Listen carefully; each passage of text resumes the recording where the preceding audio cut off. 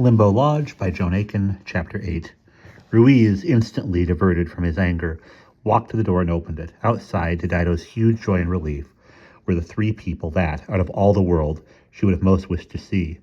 Talisman, Yorka, and Captain Sanderson. "My stars, you were a sight for sore eyes," Dido whispered to Yorka, hugging her with a deep bow. While, with a deep bow, Ruiz ceremoniously welcomed Captain Sanderson, assuring the new arrival that everything in the establishment was entirely at his disposal. Yorka and Talisman he appeared not to notice. Tylo quietly led the two horses of the new visitors off to the stable. Then Ruiz turned to inspect Talisman, and his eyes dilated. The sun was hot by now, and Talisman had adopted the Angrian style of women's headgear, wrapping a huge green yucca leaf over her hair, and fastening it with a thong of grass. Despite her men's clothes, this made her look unmistakably female, and the sight of her did something drastic to Ruiz's fitful temperament. His eyes flashed. He flushed a dark, angry red again, snatched up a sharp knife from a shelf, bounded with tigerish speed to where Talisman stood, just inside the doorway, and hurled her to the ground. There he held her with one hand clamped around her throat, the other grasping the knife less than half an inch from her left eye. "Now," he said between heavy gasps of breath, "this woman, I can tell, is an accursed sorceress.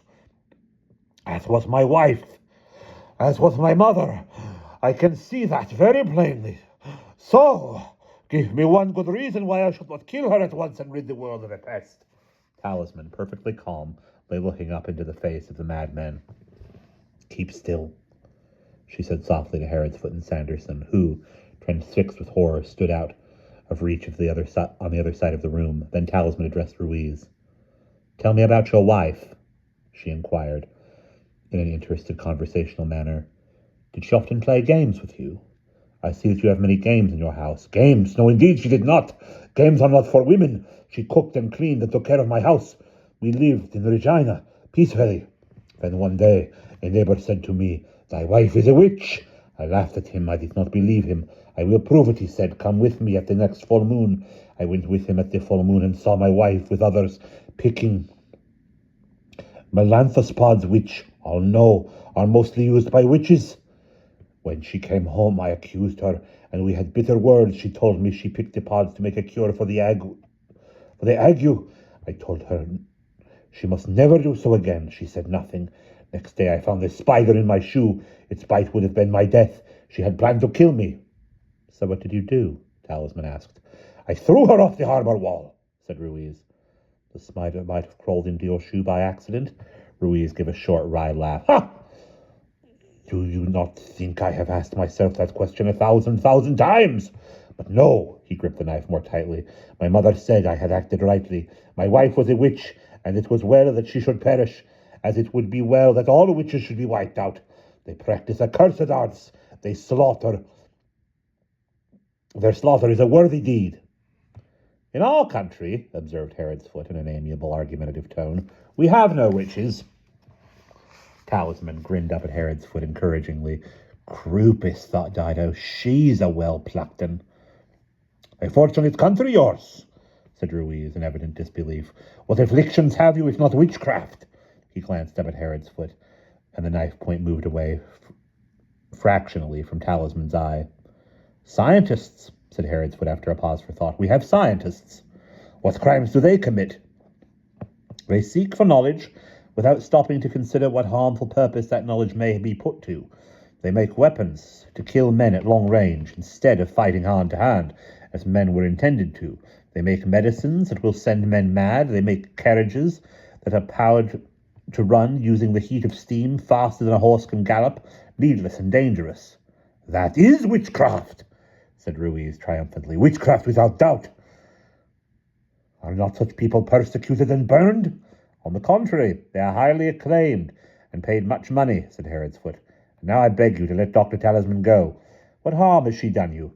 She is not a witch, but a healer who takes care of sick people and cures illnesses." Ruiz reflected, then he said, "Tell me more about your country. What other evils do you have?" "Oh," said Herodsfoot rather desperately, we have people called lawyers who for pay aggravate other men's quarrels. How can that be? Who would pay for such a service? Oh, plenty do, you'd be surprised. And nobody persecutes them? Nobody burns them? By no means. They are well paid and respected. What folly!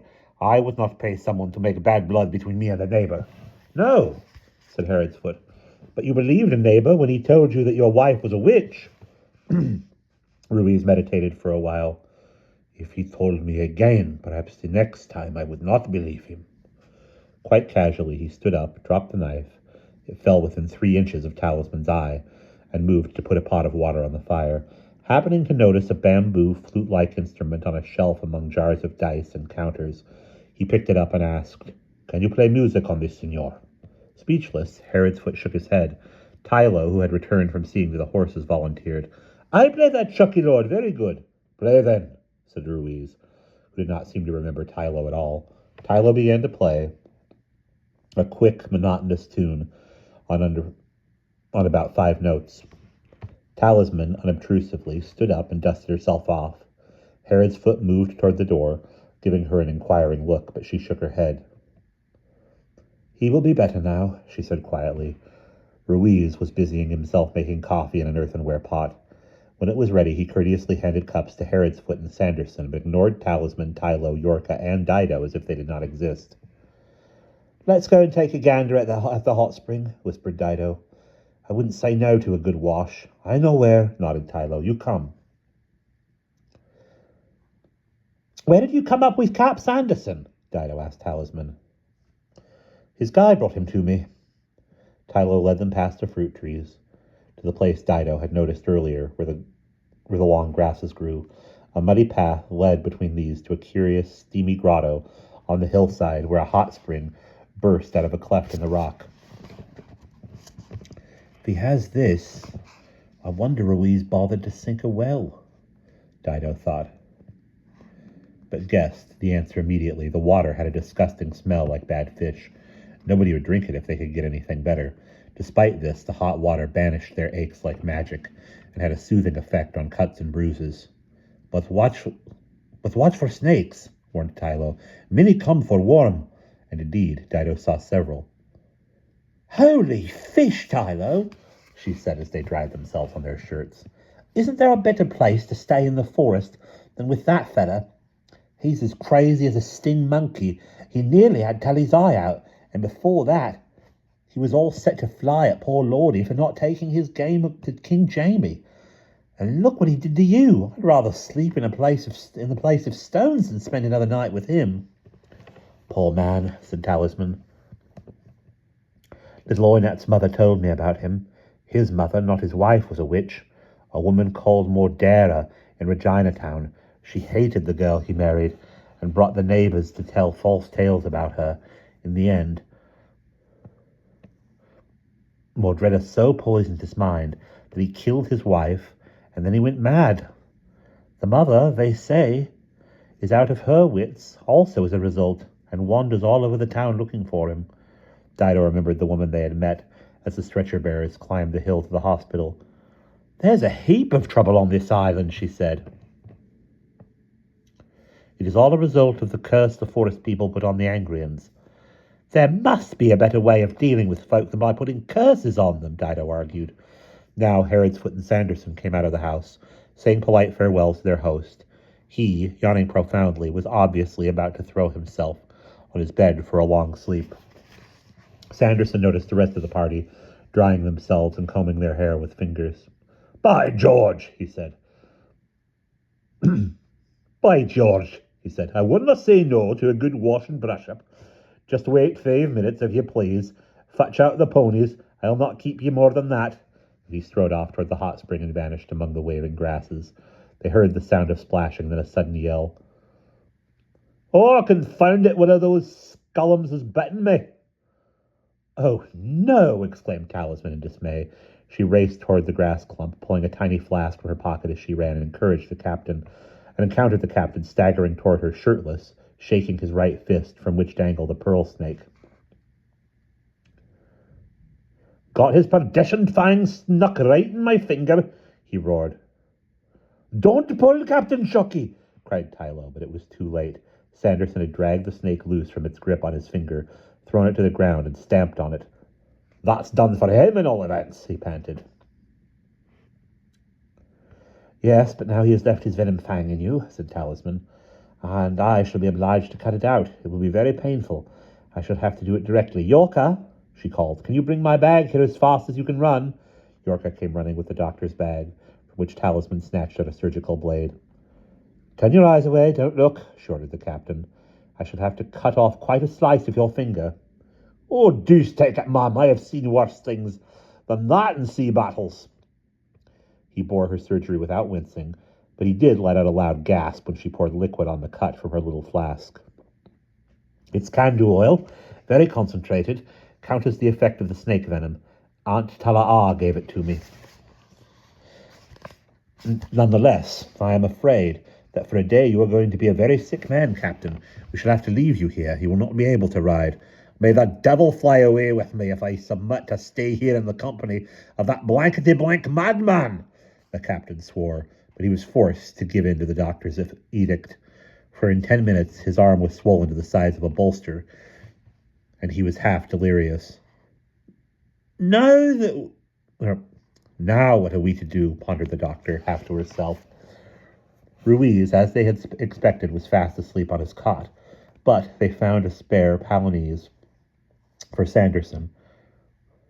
A spare Palais for Sanderson and placed it on a chest, and Talisman rendered him almost insensible by a powdered dose of poppy syrup. "That should keep him quiet for a number of hours," she said, "but who is going to tend him when he wakes?" "I better," said Yorka. "You, little one, can you manage him?" "Often so do." Yorka described how she had looked after her grandfather and grandmother when they were bitten by snakes and both had recovered. "But how about the man Ruiz? Won't you be scared of him?" "Ruiz would not see her," Yorka said. She went into a quick, low-voiced explanation, which Talisman listened to, nodding. "Yes, I see, just so. Very well, excellent. I shall come here tomorrow if I can. Before that, if the captain is well enough to ride, I think you should take him straight back to the town. Yes, I know he wants to go down to his ship in the harbor. But by then, the ship will probably have sailed. It would be a wasted journey. If I cannot come, I will send a message to you. Goodbye, my dear." Talisman touched her palms to Yorka's cheeks for a moment in the forest salutation. Then the party left and trotted off along the glade. Herodsfoot, however, was deeply troubled about leaving Yorka to tend a sick man in the company of crazy Ruiz. "Is it right? Can it be right?" No, do not fret yourself. She will do very well," said the doctor absently. "Yorka is very capable. She will look after Sanderson just as she ought, and when Ruiz wakes, which she may not do for at least a day, perhaps two, she will make herself Taku." "Taku? What's that?" asked Herodsfoot. "Well, has it never occurred to you to wonder? Here we are travelling through the forest, hour after hour, yet we see little or nothing of the people who live here, although there may be many of them all around us. Yorka has explained that to me. They have a gift of making themselves invisible, or nearly so, inconspicuous. Ruiz will simply not notice Yorka. She will be Taku." "Oh, come now," began Herodsfoot. Then he appeared to have second thoughts and rode along in dejected silence. Dido asked Talisman if she had managed to cure the little boy whose mother had come to them near the place of stones. "He saw devils, didn't he? What ailed him?" "Little Oinat? Oh, it was very simple." Talisman laughed. "He'd eaten a whole bag full of those toadstools, the purple and white ones. His mother had told him not to, so he went right away and did it. Forest children are not often so disobedient. They can't afford to be, or they would all be dead." "Could you cure him?" "I gave him a great dose of Kahaji water. It is like mustard. It made him vomit. Now he is very sorry for himself. But he is not seeing any devils." Dido asked the doctor about Ruiz. "Couldn't you cure him of his crazy ways?" Talisman sighed. "It would be difficult. He has this poisoned view of witches so deep in his mind, it would be a long and toilsome task." Herodsfoot rode for a long way in silence, then said to Talisman in a low voice, You have learned so much about this island, and in so short a time. I have been here longer than you, yet I seem to know so much less. Well, Talisman pointed out, you must remember that I was born here and lived here until the age of 5. Things that I had wholly forgotten now began to come back to me more and more. Snatches of languages, facts I learned then, songs, stories, scents, tastes. It is all returning like a tide. You know how last night's dream suddenly flashes back to you just before you fall asleep? Sometimes it seems to me that all our dreams are joined together in one continuous chain. It is the daytime life that is queer. It is the daytime life that is a queer, interrupted delusion. Oh, yes, cried Dido excitedly. I've had that feeling often. Sometimes you look about and think, am I really here? In Aratu? Where is here? Who is Dido? And then the feeling goes away again till next time. Herodsfoot looked at them both, first one, then the other, and shook his head in a kind of despair. Where are we going? He asked after a while. We are going to Limbo Lodge, John King's house, which we hope to reach tomorrow.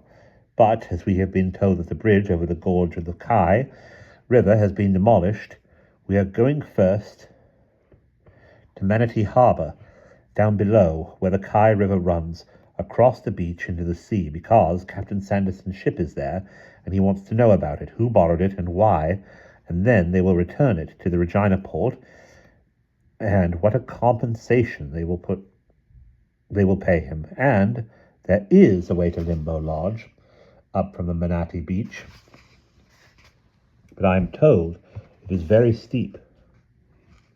I see, was all Herodsfoot had to say. Doc Tally, said Dido after a while, where did you meet Captain Sanderson? He was making his way to Manatee Harbor, but he and his guide had been obliged to leave their path because of the landslide. Like us, said Dido. Croupice! That time I thought Tylo'd had it for sure, and then... She remembered the horror of the moment when she saw his head down in the well and fell silent. Was Yorka really going to be safe in that snaky place, with that noodle-stricken, unreliable Ruiz? For that matter, was Captain Sanderson? He was a short-tempered man. Dido had seen him explode with rage on the Sawara when one of the crew did something stupid. Suppose he played some board game with Ruiz and won. Would Ruiz take it badly? Or if Ruiz won, would Sanderson be annoyed? Games, thought Dido. They sure cause a lot of trouble. Where's Manuel all this time? She asked Talisman. Where do you think he went after he didn't catch us in that Herrera place? Sanderson's guide, Tarinki, told us Manuel went on toward Limbo Lodge. He may be there ahead of us, in which case we shall have to use guile. Dido did not in the least. Dido had not the least notion how to use guile, but she had a lot of confidence in Talisman. Where did Tarinki go? He had a message that his father was dying on the other side of the island, said Talisman. So he asked if he might leave us. He knew Yorka would be able to lead us to Ruiz's house. Their path ran quite steeply downhill, and Dido supposed that the sea lay right at the bottom through the forest,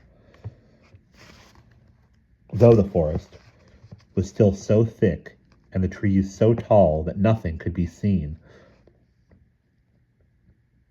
ahead but leaves and ferns and creepers. There was a change in the fauna, though. More crabs and fewer lizards, more seagulls and frigate birds, not so many parrots. A distant bellowing could be heard down below them. Where the blazes can that be? Said Dido. Or what the blazes can that be? Said Dido. Sounds like Wales. Soon they came out into a little bay, steep on the right-hand side, where a massive cliff rose and a river ran out in swift-flowing sandy runlets across the beach. On the left, or eastward side of the bay, there was a low headland and swampy shallows with palm trees and dangling creepers. The horses threw up their heads and whinnied at the sudden blaze of light, and the space and fresh salt breeze. Their riders were more concerned by the distant sight that met their eyes. Sawara, half a mile offshore, briskly heading out to sea with all sails set. A feathery white wake curved gracefully behind her, like the flourish of a signature after a signature. "Oh, dear me, what a pity," remarked Lord Heronsfoot. "Really, it is just as well that Captain Sanderson was not with us. He might have been very greatly provoked at missing his ship by such a short margin." "I don't get it," said Dido. "Who fetched the Suara down here to this nook-shotted spot? And why? And where's she going now?" "Back to Regina," said Talisman. "With the cargo she picked up here, Manuel seized her, as some of his town guard did, to grab the opportunity of a load that was waiting here at Manitai. The ship was due to take the load on board here after being wrecked in a storm." "How in the world do you know all this?" demanded Heronsfoot. Talisman looked at him rather apologetically. "You will not like it, my reason for knowing. Perhaps you won't believe me." "Oh, spare me any more supernatural doings," he muttered. "No, it is not supernatural. It is the drumming, the drum messages," Talisman explained. "I am beginning to understand them. Well, some of them, the simpler ones. For instance, the Suara, according to the drums, is now on her way to Regina to meet a trading schooner who will receive her cargo and carry it to Valparaiso. Of course, it is an act of piracy. The cargo properly belongs to John King. Manuel has grabbed the chance of stealing it in order to finance an uprising against King." "So, what is this blessed cargo? Jejila nuts?" "No, even more precious. Look." In the little harbor, there was not a soul to be seen. The waves washed gently on the sandy beach. To the west side, beyond the river, a rocky platform had been cut out of the cliff, so that ships with a fairly deep draft could anchor alongside it. A sloping ramp led up to this wharf. The horses had splashed through the shallow river and up the ramp. The quay was now deserted and bare. The quay was now deserted and bare. A few discarded wraps lay tangled about a bollard. They were the only evidence of human activity. "No, not quite," Dido, looking down at her feet, crunched on grit, noticed that handfuls of small pearls lay all over the rock in hollows and crannies, like drifts of fallen leaves in a rutted road. Most of the tiny gleaming things were no larger than peppercorns, but a few were as big as peas. "Stone the crows!" Dido picked up a handful and trickled them through her fingers. "Pearls! Where do they come from, then, Doc?" Talisman pointed south. "Coral reefs about halfway between Aratu and Mount Zimbo, the submerged volcano. Zimbo keeps the water warm, and the pearl oysters thrive on it. The pearls are not so handsome as those from the Persian Gulf, the Gulf of Manar, but they have their value." "Good heavens!" Heronsfoot picked up a fistful of the shining things and studied them. "Pearls! I understand they're 90% calcium carbonate, and the rest is water and organic matter, possibly caused by parasitic worms. It is queer that humans should be so attracted by them." "Who fishes them up?" asked Dido. "There is a village on the other side of the point. The villagers go out in their grass dhows 2 or 3 times a year and dive for them." "Are they forest people or Angrians?" "Neither. They're a tribe who has always been there, or at least," said Talisman, "as long as the memory of the ancestors goes back. They do not want the pearls for themselves, but exchange them for fishhooks and tea." "Qual," said Tylo, nodding. "Forest people rather have nuts. Sharky misses the qualo round neck. No other use. Can't eat qualo." "We had better leave this place," said Talisman. "There is no reason now to remain here, and quite a number of excellent reasons for going." She pointed down the sandy beach. Beyond its curve, a number of objects which Dido had taken for logs of driftwood, trunks of trees washed up on the shore, were now in motion. They were making a slow but purposeful way toward the quay. Not so slow. In fact, some of them commanded quite a turn of speed. "Crocodiles. Estuarian crocodiles." Heronsfoot's tone was as fervent as if he had come across a living specimen of some species believed for centuries to be extinct. And what superb specimens! Look at their size. Why, I believe some of them may be as much as 30 feet long. And only look at their girth. Only hear them bellow. The crocodiles were a muddy green-brown in color and covered with lumps and wrinkles. Their eyes, red and staring, stood out from their heads like doorknobs. Crumbs, let's get away from here, said Dido. We better nip across the beach, smartish, before they come round on this side. There's some in the sea, too. She strode off the quay, leading her horse, who was especially keen to leave. If one of them should get close to you, advised Talisman, move sideways. The bodies are not very well articulated. They can go straight ahead, but are not capable of a quick turn to either side. The party did not want to test the truth of this. A hasty retreat was beaten. The horses, sweating and crying out with fright, could only just be kept under control as the nearest crocodile came within 15 feet of Herodsfoot, who declared wistfully that they were quite the most superior specimens he had ever come across. He would dearly have liked to study them at closer range. He insisted on stopping for a few minutes when the party was safely established, well above the beach on a shelf of rock, which the crocodiles apparently did not consider it worth their while to climb. Hark at 'em below, though, said Dido, awestruck. And look at the way they jump out of the water. They beat grasshoppers all to pieces. On the far side of the cove, where trees overhung the water, several crocodiles, having lost interest in the humans, were after a group of monkeys who were gobbling fruit from low-growing branches. Dido saw a 15-foot monster leap clear out of the water and snatch a monkey from the bows. Blister me, I shan't have half bad dreams tonight. I believe they may live to an age of 20 years or more, sighed Herodsfoot. Yet when they are born, they are no bigger than a man's hand. Too bad they don't stay that size. Now here I am going to leave you, suddenly announced Talisman. She was greeted by a silence of shock and cries of protest. Leave us? Pray, what can you mean? No, no, Doc.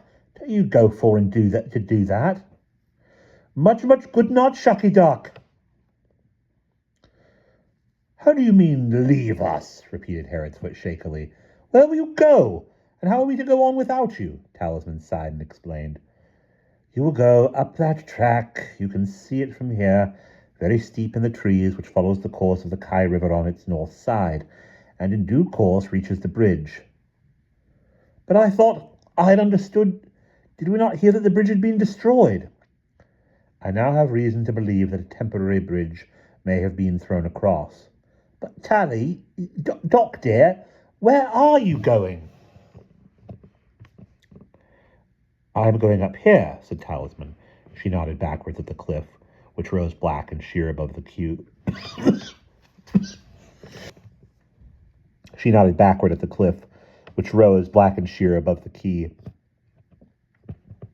on the western side of the cove. Up there? Up there? Have you taken leave of your senses? Up the cliff of death. Is that the cliff of death? Inquired Dido. Is that where you got chucked off? Talisman nodded, seeing the place.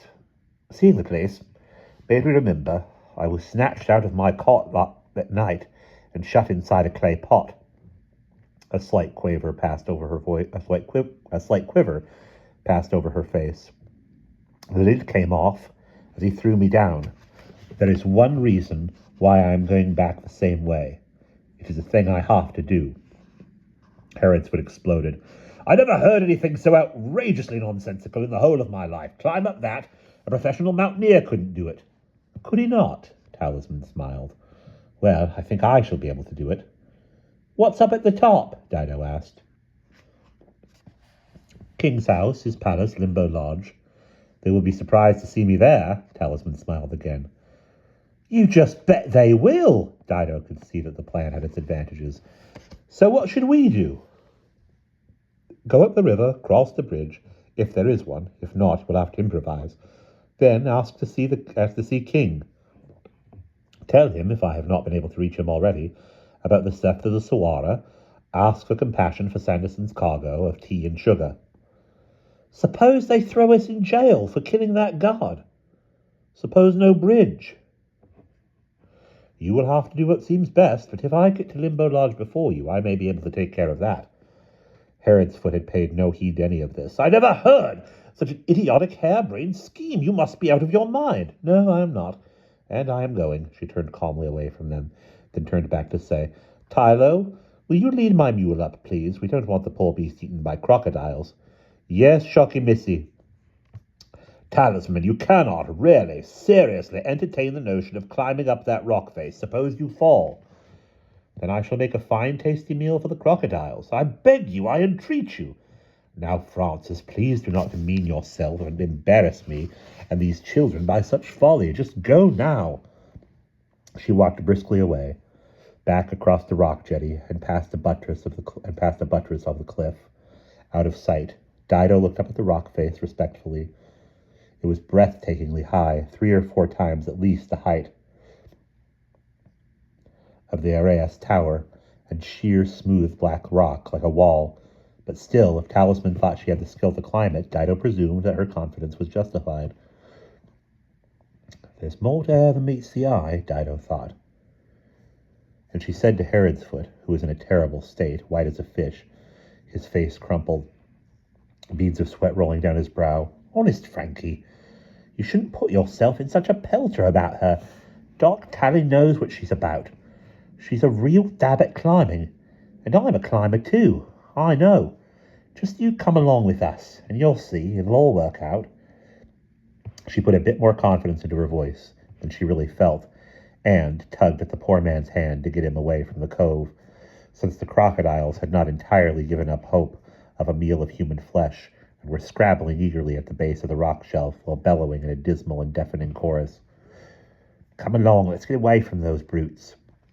The track up from Manatee Cove toward King's residence was wider and had a better surface than the one on which they had come down to the harbor. Evidently it was used more, but it was so extremely steep that they made no attempt to ride the horses, for it would have been almost impossible not to slide backwards over their tails. The path zigzagged upward in a series of short, sharp bends, and seemed to climb up and up forever. To their left, beyond a bank and a hedge of thorns, the ground dropped away sharply. At first, they could see the Kai River trickling over the beach and its network of shallow tea-colored rivulets, and the disappointed crocodiles snapping their huge jaws. Then, as they mounted higher, the river was lost from view, but they could hear its voice, first a brisk chatter as it splashed along small rocks, then a loud roar as the gorge narrowed, and a large mass of water had to force its way through a narrow passage. On their right, thick forest rose almost vertically to form what must have been the flank of Mount Furrow before the southern tip of the island of Eritu split off in some prehistoric upheaval. Here the rock showed through the trees in strange columns, arches and folds created over centuries by falling water from the hillside above. Sometimes there were cave entrances half hidden by trailing creepers.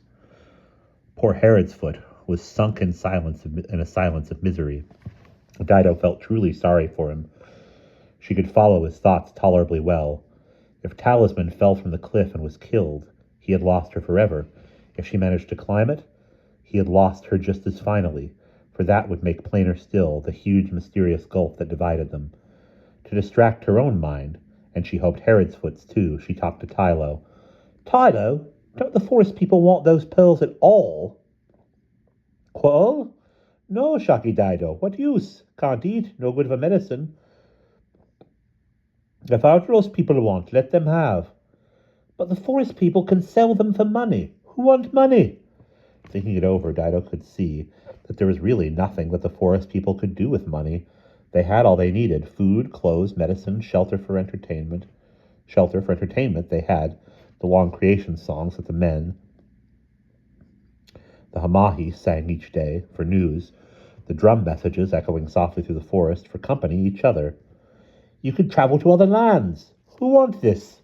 When forests so chaotic. Chaotic, Dido knew, meant both beautiful and satisfactory. There seemed no answer to that. But sometimes people must be lonely in the forest. No, why? Forest is enough. And if, Tylo explained, a forest person wished for the company of another forest person, there was always likely to be one within a couple of miles. One kulo flower's walk. A kulo flower, Dido knew, lasted exactly an hour from blooming to dropping. They were quite useful in the rare event that some process needed to be timed. And when they met each other, what a pleasure!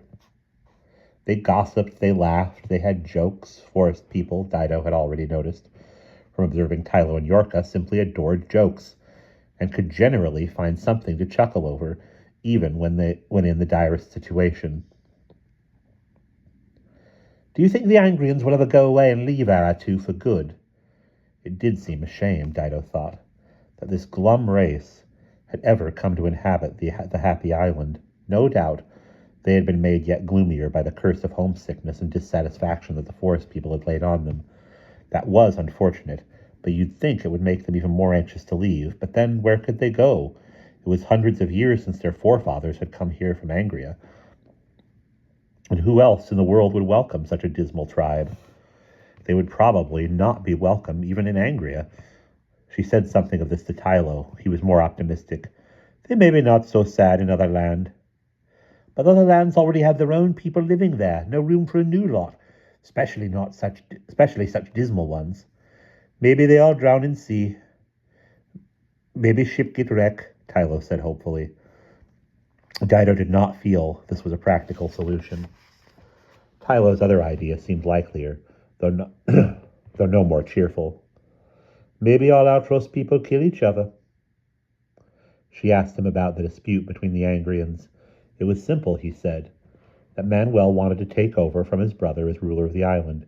He always jealous of old Sovereign John.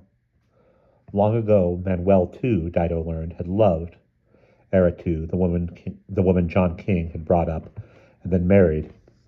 He angry about that, deep angry. I see. So when Aratu died, he threw her kid off the cliff, thinking he'd inherit from his brother by and by. But that time was long in coming, and when he found the kid was still alive, he fixed to bring her back. But why do that? Seems crazy.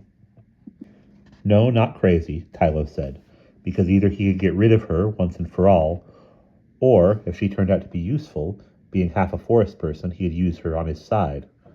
Only it didn't work out like that, so now what's happening? The Angrians were divided, Tylo said.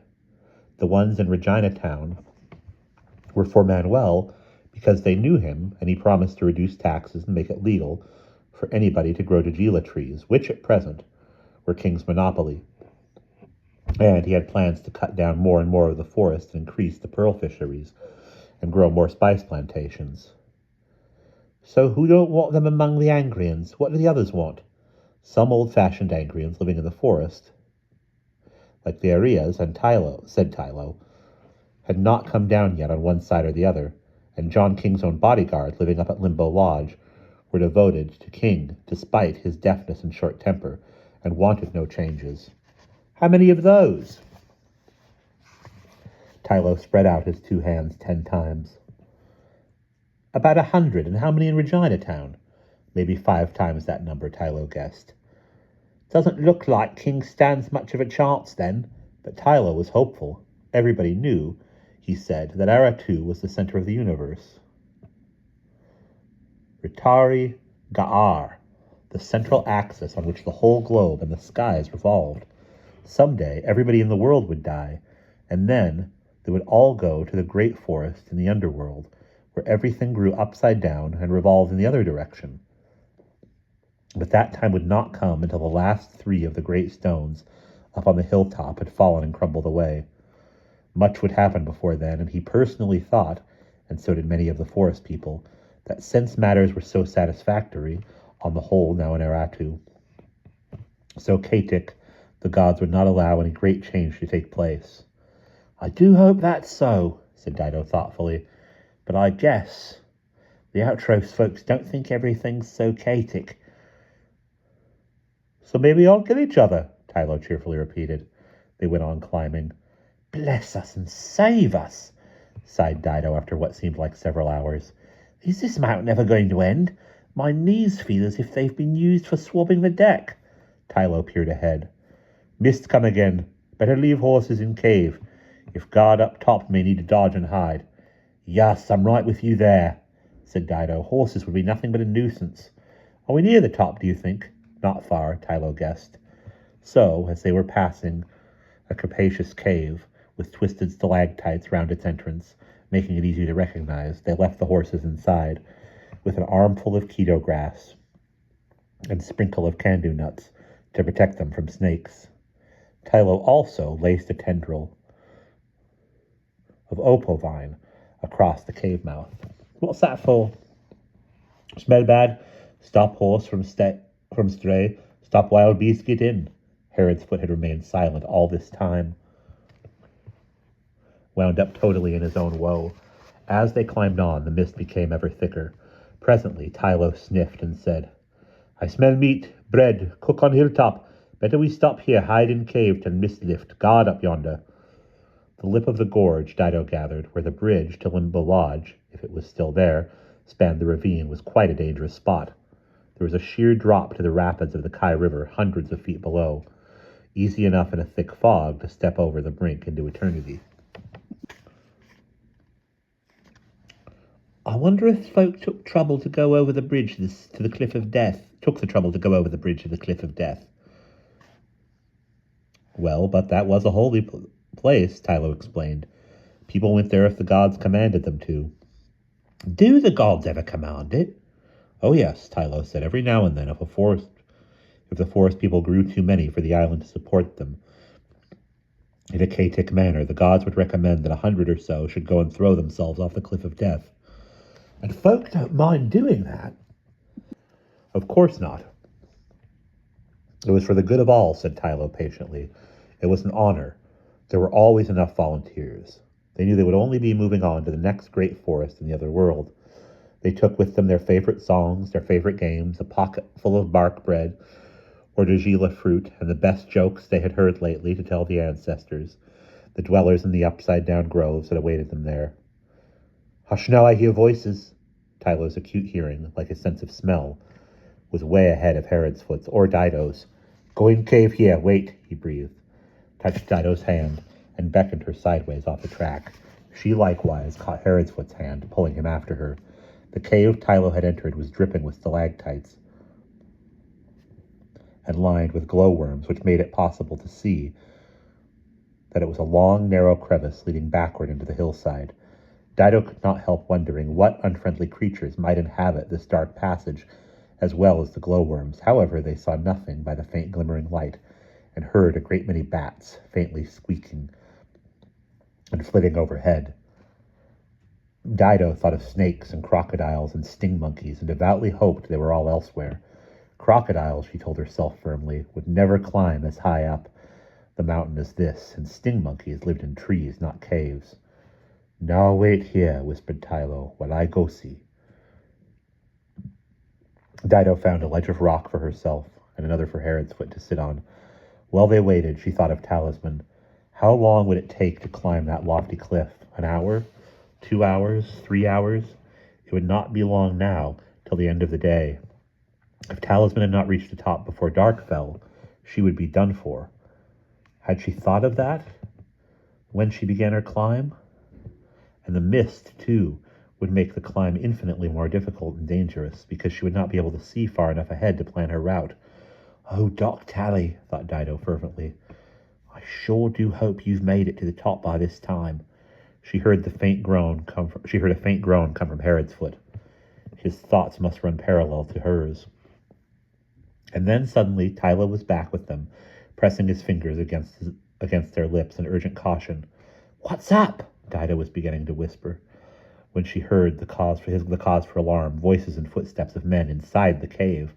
Dido's first impulse was to slip farther back along the narrow passage, but Tylo's hand now warned her to keep still, and she could see this made sense. Herod's foot would not be able to move quickly enough to retreat without discovery. The men, there seemed to be 3 of them, had not come into the cave hunting for them, but apparently to have a private conversation. They stood just inside the entrance and talked in low voices. You have guards posted at each end of bridge? Certainly, General. Certainly, Gerente. Ha, so the bridge is still there, thought Dido, and poked Tylo in the ribs. She could feel him nod in reply. Is one of those men Manuel? Dido wondered. Is he the Gerente? Is he the only Gerente, or are there others? She could not be sure if the voice was his, but when he spoke again, she decided that it was Manuel.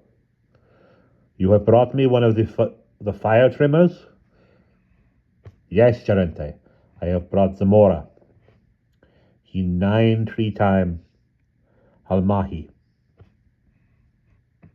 Know much about forest fire. Dido heard Tylo beside her suck in his breath. With horror, with grief, with astonishment, his grip on her hand tightened. Good, said Manuel's voice. Dido felt more and more certain that it was Manuel. His voice had a nasal, arrogant twang about it, which she had taken a strong dislike to when having breakfast at his house. Now then, Zamora, it seems you are a man we want. For what can you want me, I wonder, Shocky sir? Inquired a polite elderly voice.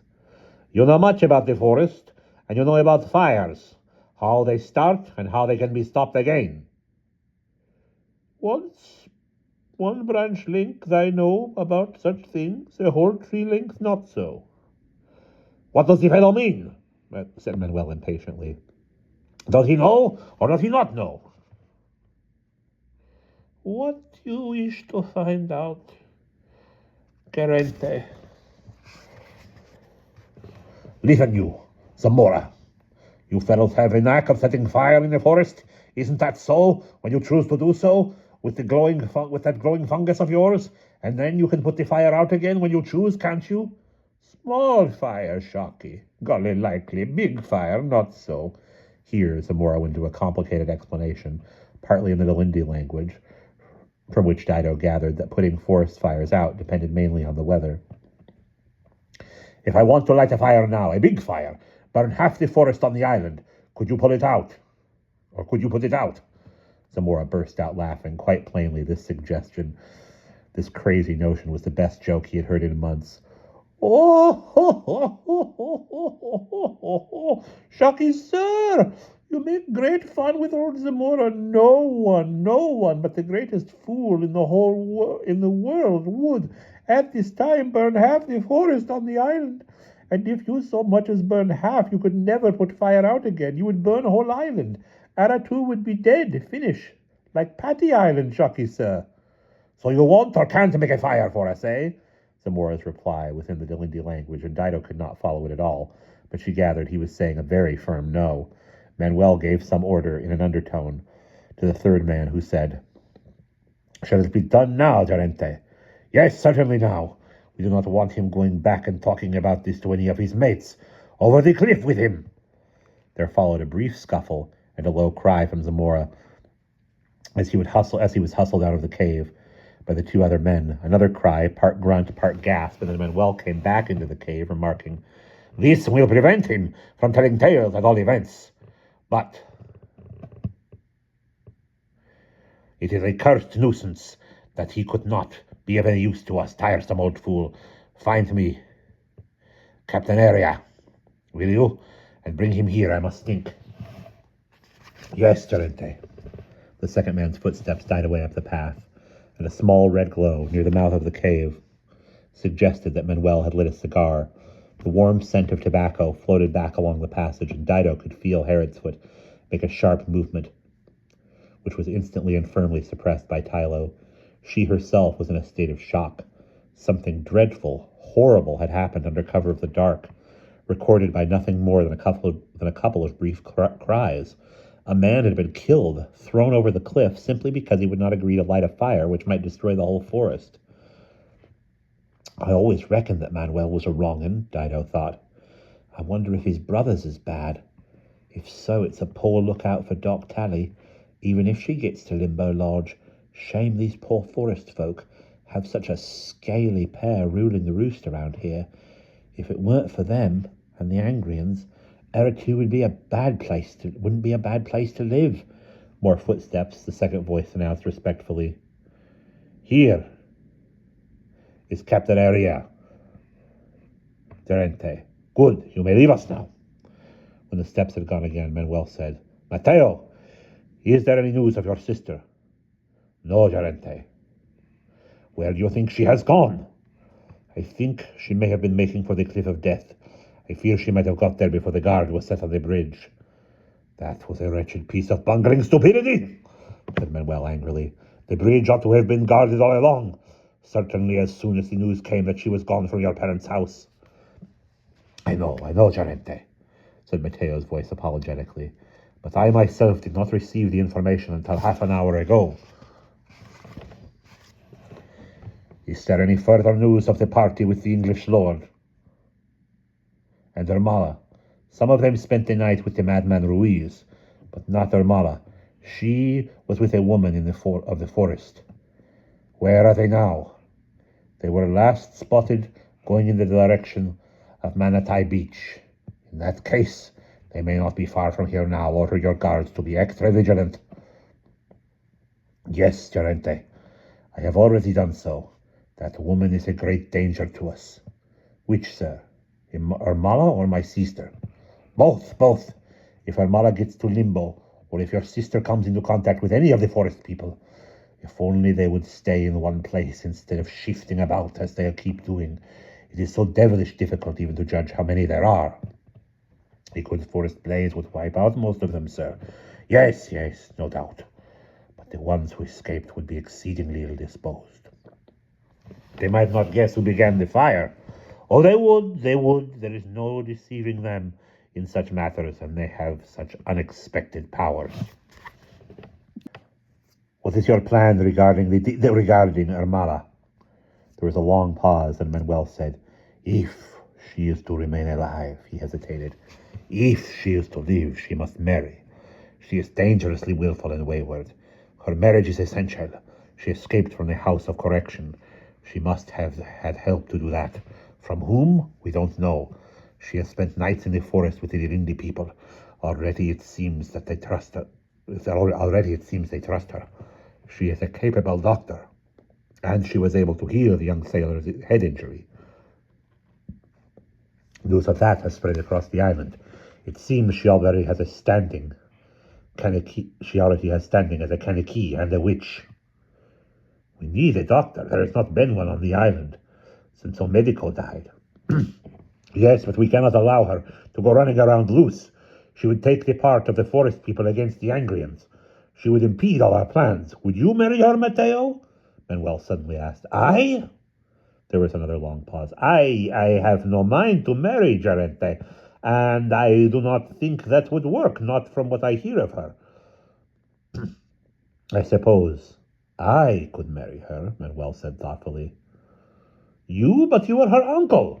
And who is to know that? Does she know it? I am not certain. She knows some of her history, that she came from here. It is the greatest misfortune that she should have survived, Manuel said gloomily. When I heard of the child being picked up by the Dutch freighter, I could hardly believe that ill luck had targeted me yet again. You and I, Gerente, are both sons of the night woman. Do you remember what that crazy witch said when you had her put in the stocks for not wearing a headdress? She said that women of our families would bring us great trouble. I had forgotten, Manuel said slowly. Yes, I had forgotten that. This island is plagued by women. Without them, we should do better. If my brother had never married, if that child had never been born, if your sister Louisa had never met that hot-headed young poet, Cobre. What about that Englishman? Do you think that he might marry Ermala? What's his name? Herod's Foot. Oh no, he is of no account, Manuel said. He travels about collecting game and butterflies for some trifling purpose. Ermala would never marry him, I am certain of that. He is a poor creature, a no account fellow. No, I think that Ermala had better die. The island must do without a doctor. Order your men to maintain an active search for her. As soon as she is found, she will follow Zamora over the cliff. What about the rest of the party? Herod's Foot and the English girl and the sailor who suffered the head injury. There is also the captain of the ship. Too many to die by snake bite. Manuel said thoughtfully. We do need that fire. Somehow it must be contrived. I feel sure the old fool was wrong. The Delindi are superstitious about fires, but come, it grows late. We should go back to camp. What's that noise? What noise, Llorente? For a moment just then I thought I caught the sound of a baby crying. Heaven forbid, said Mateo, shivering. The two men left the cave and walked away up the cliff path. And that is the end of chapter 8.